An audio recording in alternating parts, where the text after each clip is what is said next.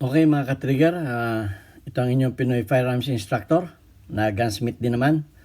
At palaging sinasabi ko na huwag ninyo akong hanapin sa Pilipinas para kunin ang aking serbisyo dahil ako ay dito nagtatrabaho sa Kuwait sa Mayadin Shooting Range bilang isang Firearms Instructor gunsmith. Okay ba at bago ako bumati ay gusto ko munang bigyan ng pansin ang katanungan ni Jonathan Magat. Ang sabi niya, paano po pag nahulog ang magazine? Actually, katatanggap ko lang nitong tanong na ito. So, napakadaling sagutin pero bibigyan natin ng pansin. Madali, mahirap. Bibigyan natin ng pansin ang lahat na nagtatanong. So, ayan. At bago natin sagutin yan, bumabati ako sa lahat, lalo tigit sa mga OFW, sa mga panikay ng mundo. Anumang oras dyan, umaga, tanghali, hapon, gabi o madaling araw, dalangin ko tayo ay ligtas sa mga kapahamakan. Wala tayong karamdaman, ingatan natin ang ating mga kalusugan sapagkat mahirap magkasakit, walang mag-aalaga sa atin. Ayan, at ako ay nagpapasalamat sa lahat ng mga subscribers natin. Umabot na tayo sa mahigit na 31,000. Okay, bumilis yung ating mga pagdami na ating mga subscribers sapagkat ako ay ginanahan sa paggagawa ng video at pagsagot. Dahil sa magaganda naman yung natatanggap kong feedback, puro mga pasasalamat, maliban lamang dun sa iba na talagang sobrang gagaling na sinasabi na ako tumigil na sa pagtuturo ng pag-shooting dahil mali daw yung tinuturo ko. Okay, pakibasa po yung disclaimer. This video is for gun owners, shooters, and hobbyists who wants to learn basic gunsmithing. Hindi po ito para sa magagaling. Okay, ito po ay para sa katulad ko na hindi magagaling. Ako po ay marunong lang pero hindi po ako magaling. Yan po ang totoo niyan. Ako po ay tao, nagkakamali. Kamukha ng pagkakamali ko, sa halip na sabihin ko ay dovetail, ang nasasabi ko ay beaver tail. So, nagkakamali tayo sapagkat hindi tayo nag-i-edit ng video ko. Ano yung masabi ko, ayun na. Okay, at maraming salamat sa mga nanonood ng aking mga videos. Lalo tigit sa mga pumupuri sa akin at gustong matuto. Ito ang channel na para sa inyo. Yung magagaling ay siguro hindi nila kailangan ito. Gumawa kayo ng channel nyo at magsusubscribe ako, baka madagdagan pa yung alam ko. Yun lang. At maraming salamat sa mga nanonood na hindi nag-skip ng ads sapagkat ang hangad talaga natin ay maging charity vlogger. Hindi ako gumawa ng video para kumita ng pera. Actually, ito ay gumawa ko ng video ng YouTube channel para makatulong sa mga Pilipino. Dahil marami ako nakikita sa Facebook na mga nagtatanong, kaya naisipan ko na gawan ito ng mga kasagutan. At may nagsabi sa akin, pakisubscribe ang YouTube channel ni John Sahibert. Kasamahan ko dito sa Mayadin Shooting Range. Siya isang senior firearms instructor. Nasabi niya, sir, bakit hindi ka gumawa ng YouTube channel kaysa sa sumasagot ka dyan sa Facebook? So ayan, pakisagot po pakisubscribe po yung YouTube channel ni John Sahibert, ang aking mentor sa pag-YouTube. Ayan, at maraming salamat sa mga hindi nag-i-skip ng ads sapagkat yung ating kinikita sa YouTube channel ay tinutulong ko sa 6 na mga estudyante na nahirapang pag-aralin ng kanilang mga magulang, lalo tigit yung mga single parent. Dahil nakapagpatapos naman ako ng 4 na anak, it's time naman para tumulong naman ako sa mga medyo kapos. Actually, may mga napag-graduate na tayo, hindi ko nasasabihin yan. At yung hindi ninyo pag-skip ng ads ay malaking tulong na yan para sa kanila. At kung meron sa inyo magandang puso na gustong tumulong, meron ako ditong GCash number. Yan ang aking tresorera, ang aking anak. At siya ang humahawak ng aking pera para pantulong sa ating mga estudyante. Okay, maraming salamat po sa inyo. At bago ko makalimutan, may gusto magpa-shoutout, baka makalimutan ko ito, sa pangunguna ni Hansel Evangelista, ang OGP, One Gun Pilipinas. Okay, bukod po yung One Gun Philippines, sila po ay One Gun Pilipinas ng Bulacan chapter. Okay, shoutout sa inyo lahat at alam ko, marami kayong nag-subscribe sa akin. Okay, again din kay Rolly Marasigan. Actually, nandito siya sa Kuwait, nag-meet kami kahapon. Isa rin siyang vlogger paki-support po yung Hammer Down Fix vlog ko. Yan. Yung kanyang Hammer Down Fix vlog ko. Yung kanyang YouTube channel. At ganyan din, may nagpapa-shout out si Road to Master. Yan. Mga YouTuber din na maliliit na mga YouTuber na kamukha ko, supportahan po natin ang kapwa natin Pilipino. Huwag po tayo magsiraan. Yan po ay si Gerald M. Okay, isang masugi din nating supporter sa ating YouTube channel. Ayan. So, maiksi lang naman itong katanungan niya at madali naman sagutin. Nahuhulog yung magazine ang problema niya. So, hindi naman niya sinabi kung anong caliber, anong brand. So, inassume ko na lamang na ito ay 1911 sapagkat napakaraming nagkakaproblema sa 1911. So, ito yung 1911, meron siyang release button. Cuts, ito, pinindot ko na ito. So, ito, yung magazine niya. Pag hawak tayo ng barrel, check lagi natin, magazine na out, at check natin yung chamber kung walang bala. Ayan, oh. Kung hindi natin makita, kapain pa natin. Okay? Ayan, so walang bala siya. So, ang problema niya ay nahuhulog yung magazine. Okay, itong magazine na release button na to ay may ngipin yan sa loob na tumatama naman dito. Yan. Pag na tumatama, ilawan natin. Yan, ito, tumatama dito yan. So, subukan natin tanggalin yung release button na yan para matutunan din ninyo yung pagtanggal. Actually, may mga videos na ako na pinakita ko yung pagtanggal niyan. Okay, baba natin yung camera. So, kung makikita ninyo itong release button na ito, ipipress ninyo ito. Pag na-press na ninyo yan, pag na-press na ninyo pag na-press na ninyo ganyan, sa kabila, meron ditong isang tornilyo na iikot lamang ninyo ng ihahanapin ninyo yung slot niya. Huwag ninyong pupwersahin.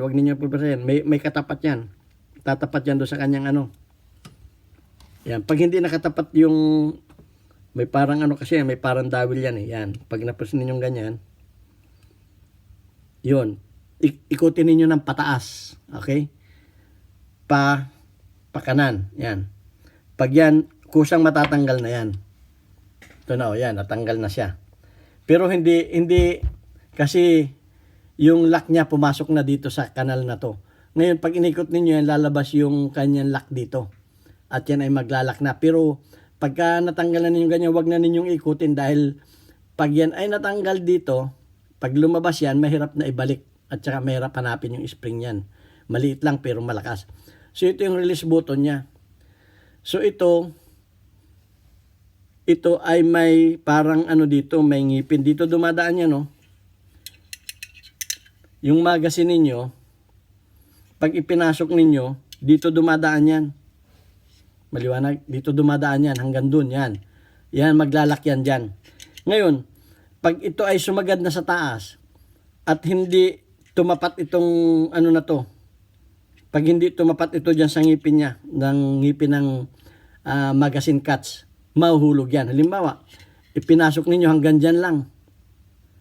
So, ibig sabihin, sumagad na itong taas, hindi na ninyo siya maitaas pa. Hanggang dito lang. So, ang ibig sabihin, mali ito sa timing. Mali. So, susukatin ninyo siya. O, titingnan ninyo yung bakas niya. Kung yan halimbawa hindi umaabot doon, so lalakihan ninyo to. Kung hindi umaabot. Okay, lalakihan ninyo to. Kikikilan lang ninyo pwede ninyo siyang kikilan. Kasi sabi nyo, nahuhulog eh. Okay, kuha lang kayo ng maliit na needle file. Okay, kahit kung pwede na itong panghasa ng talim ng lagari ng mga karpentero. Itataas ninyo ito, kikikilin ninyo to. Okay, itong tapat na ito, tataas lang ninyo, i-adjust ninyo doon. Walang problema kung lumaki yan.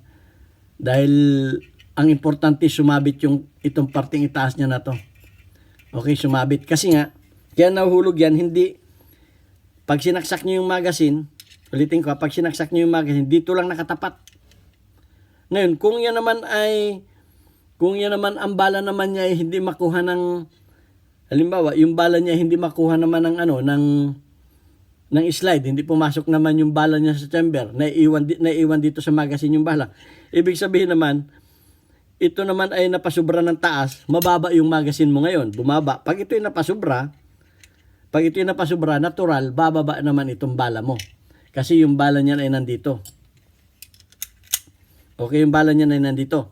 Pag ito ay napasubra ang bawas mo, kaya susukatin din ninyo.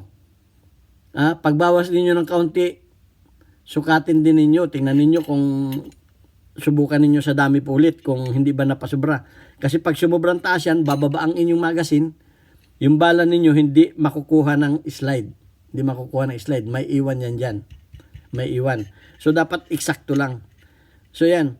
Ang isa pa, halimbawa naman, eksakto yan. Eksakto. Eksaktong ganyan siya nakikita. Tingnan ninyo to, baka ito yung napudpud na to. Tingnan mo, ito muna ang una ninyong chicken, baka napudpud na ito. Itong parte na to. Okay? Pag ito ay napudpud na, itong parte na to, pag ito ay napudpud na, lapit natin. Pag ito ay napudpud na, dapat ito, pwede naman itong i-rebuild. Okay, pag i-rebuild ninyo, tatanggalin muna ninyo yung spring doon at hihina yan kasi mainit yan. Pwede ninyo pa-weldingan yan sa TIG mild o di kaya MIG weld. Hindi ko ina-advise ang electric welding. Pwede acetylene welding, pero masyadong mababaga. Wala namang problema kung mabaga yan. I-harden ulit ninyo. Basta wala nang laman sa loob ito, tatanggalin muna ninyo. I-rebuild ninyo yan kung ito ay napudpud na.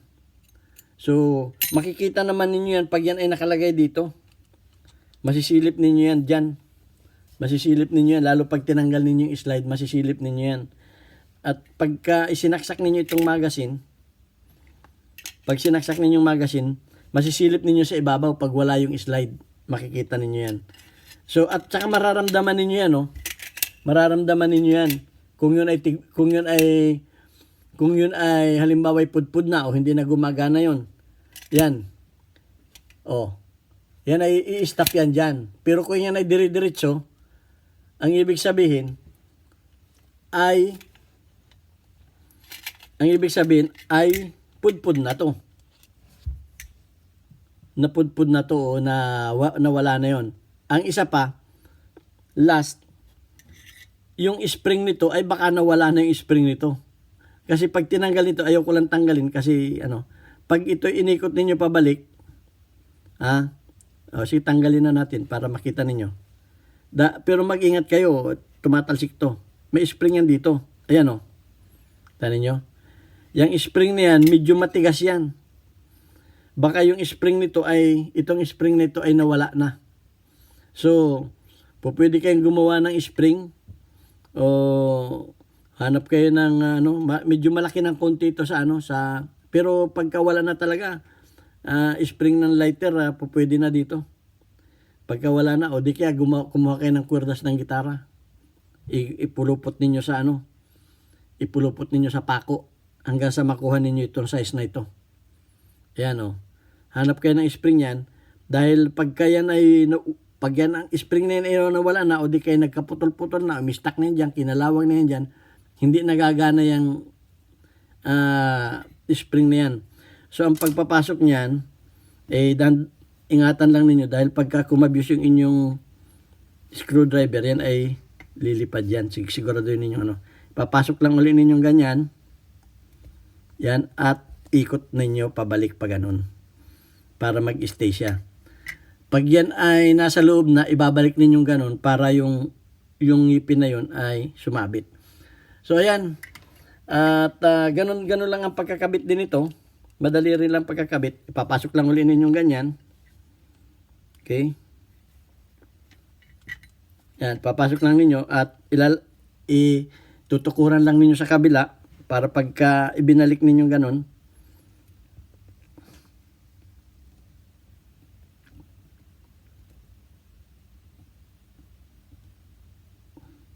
medyo hanapin lang ninyo yung timing. Yun. Pag nakuha na ninyo yung timing, tumama na doon sa kanal niya, okay na siya. So, ayun lang. Sana nasagot ko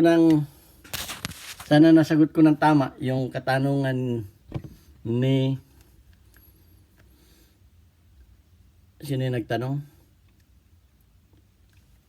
Okay, at sana may natutunan kayo sa ating maiksing video. At kung kayo may mga katanungan pa at kung meron kasi minsan nakakalimutan ko rin, may dadagdag kayo, sabihin ninyo at ating babanggitin kung nasa tama. Pero wag lang yung out of the topic na, meron kasi magagaling out of the topic na, may nag-comment sa akin, anong 1 centimeter, baka 10 mils. Ibig sabihin na 10 mm ay pareho lang yun. 1 centimeter equals to 10 mm. So, ganun lang talaga. Kung nasa topic pa, okay, ay entertainin ko. Pero kung yung sasabihin niyo wala sa topic, ay tatablayin ko. Okay, yun lang. At maraming salamat sa inyong panonood. Thank you very much and God bless us all.